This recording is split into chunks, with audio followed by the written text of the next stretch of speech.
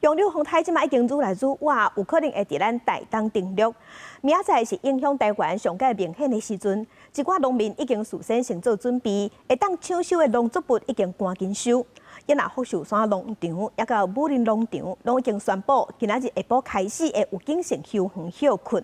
也那台东往回绿岛红头树的船帮，也有后壁湖往回红头树的船帮，伫今仔日过到了后，拢会取消。洋流风台可能直接向台湾来，台南后壁种芭乐的农民赶紧架设竹篙啊，强调芭乐树，搁采收出无偌济芭乐。农民表示，顶回台南市风台来时都已经将10几万粒的芭乐全部毁掉，即马搁拄着洋流风台下当了的芭乐也出无偌济啊。洋流来，我看哦，损失不到1成啊，因为剩下2成啦。如果再来，这就1成啊，我们就剩下1成可以采摘啊。因为风台路线往南修正，可能伫花莲、台东一带登陆。台东种雪茄的农民一点仔拢唔敢带去，尤其大目雪茄当日结果，农民透早就开始修剪雪茄的树枝，搁先采收大果，减少损失。紧家加的，安尼较唔要损失遐济，较袂倒涨的遐济安尼。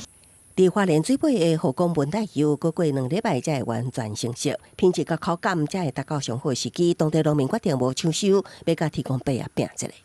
要等2个礼拜之后，文旦柚才会完全的成熟。我们现在农友决定是不抢收哈，也决定说跟老天爷赌一把。洋流风台来甲真凶，福寿山农场甲武陵农场拢宣布，拜二下昼起实施有警性休园。